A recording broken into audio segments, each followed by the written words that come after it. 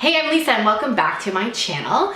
We have just gotten home from a very fun sunny holiday in Southwest Florida, and in today's video I'm going to talk about the pros and cons of driving to Florida. Our family has done this road trip now 4 times where we've driven from our home in Toronto, Canada all the way to Southwest Florida, and I really love it. We've gotten much better at it over the years, and I would say that this time was honestly our best time for a couple of reasons, and I'll definitely share in another video some hacks associated with making a road trip really successful. If you like travel videos and are interested in more travel tips, let me know in the comments below and I can definitely share some of the experience that I've had with traveling with 6 small children.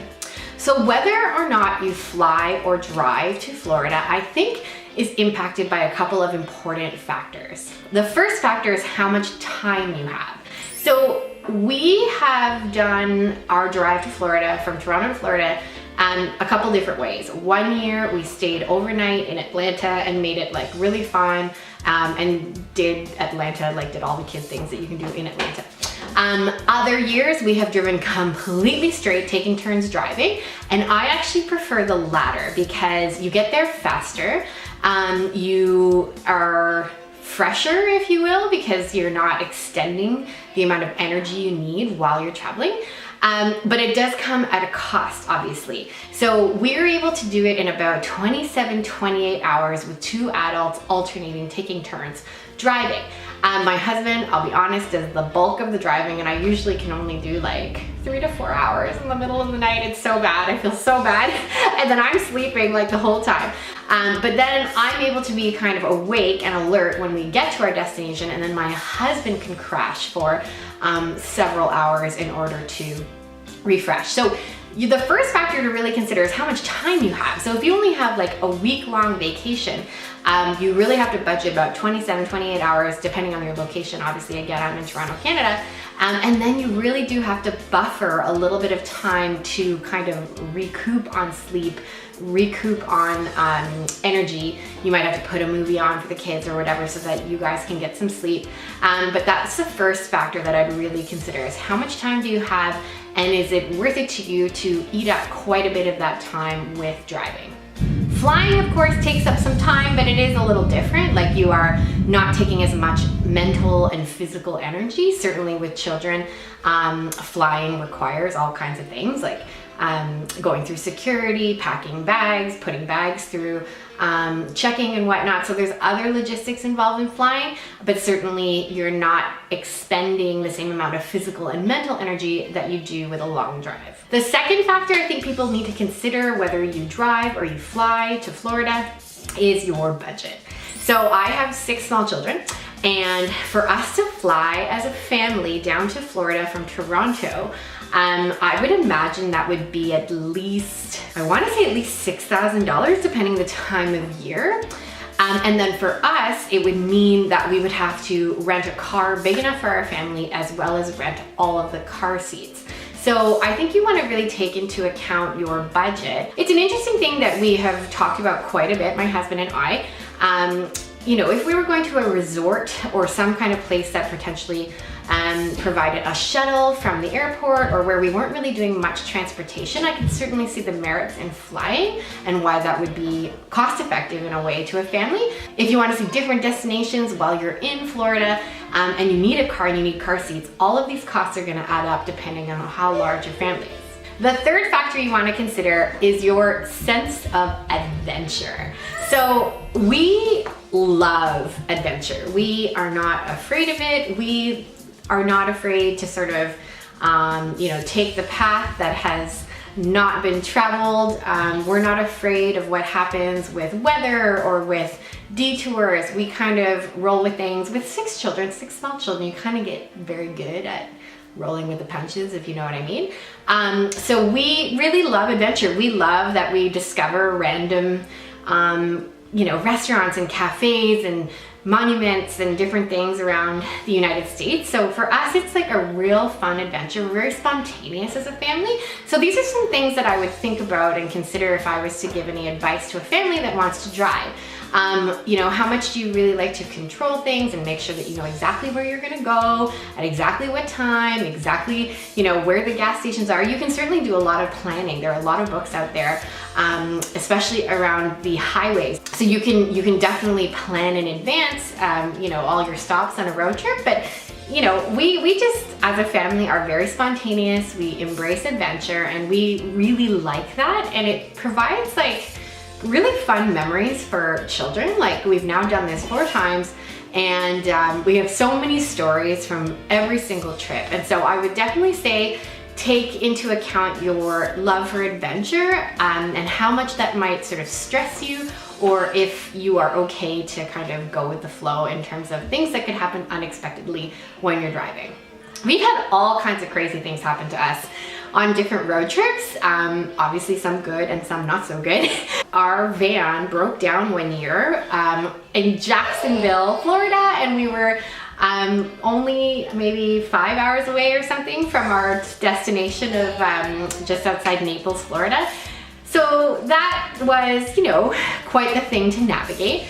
But then I'll be honest, it turned into an adventure, because then we stayed in a hotel for 2 days in Jacksonville. We did things in Jacksonville. We met some incredible, beautiful people. So even in the unexpected, I think a family can find fun and find adventure. It really just depends on your propensity for stress and how much you are willing to go with the flow. And then another factor I would say a family should consider is how much energy you have. So it does take quite a bit of energy to drive to Florida. So obviously you need mental and physical alertness to drive. You're driving on highways, driving at night, you have to kind of, you know, plan for that. So make sure you have coffee, water. I put in an audiobook to keep myself entertained while driving through the night. So it does require a bit of energy. Certainly flying requires energy too, but it's very different. But if you were to ask me, we prefer the drive. And for us, obviously, that's very much impacted by how many children we have. It would be very costly for us to fly. But even then, like, if I was given the option to fly or to drive, I think I would pick to drive, mainly because of the adventure and the sense of accomplishment you feel, and how many memories that you get to make as a family. A couple of fun tips to make a drive just successful and fun that we found this year that were like so invaluable, and I would tell any family. Number 1, we packed the night before. It was like a huge game changer for us to just get in the car in the morning, load the kids up with easy breakfast food that they could have in Ziploc bags, and start driving. And we were on the road basically by 8 a.m.-ish, both leaving Toronto and leaving Florida. And it made a huge difference in everybody's energy. For mom and dad's energy, we weren't as tired and overwhelmed. And we just got there with like much better spirits. It was less grueling of a drive packing the night before.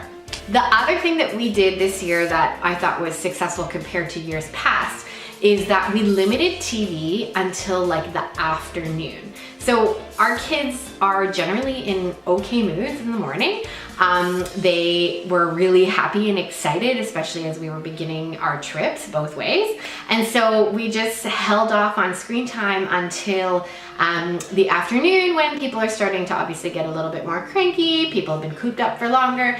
And so I found that was a really good strategy. We just sort of saved it all for the afternoon. And then by the time bedtime rolled around, you know, everybody was happy and asleep, and they slept through the night, and we were able to get a lot of driving done through the night with limited stops for bathrooms and whatnot. So yeah, limiting screen time was another really good strategy. And then another thing that we did that really made the experience super fun was we just made sure to have fun at our stops. So whether it was on a highway rest stop, we would you know, bring out a football, bring out a frisbee. The little kids would just run around and have a grand old time. The big kids would explore the rest stop. It was honestly like super fun to do it this year with children who are now older school age and can take care of the little kids. So it was yeah, really interesting experience.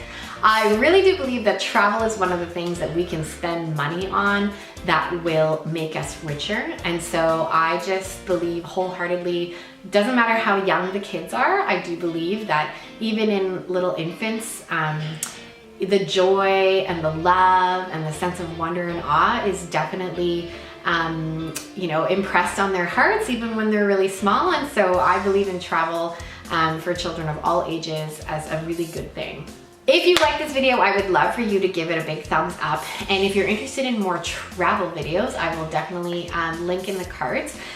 We have done this trip now 4 times, like I said, and honestly, it's just gotten more fun every single time. Some people think we're crazy to drive the 28 hours it takes to get from Toronto to Florida, but we have just, you know, embraced it, and we continue to do it, so I guess we're still crazy. It's something that has gotten easier over time. I remember the very first time we did it, I was had so much anxiety about if it would go well, if my children would be fine, would they be able to sleep in the car, would anybody get car sick? And we've had it all. We've had kids puke in the car while driving, which is not fun, but you know, you clean it up, no big deal. You make sure you bring, I have a bottle of spray cleaner that I make sure I bring with me.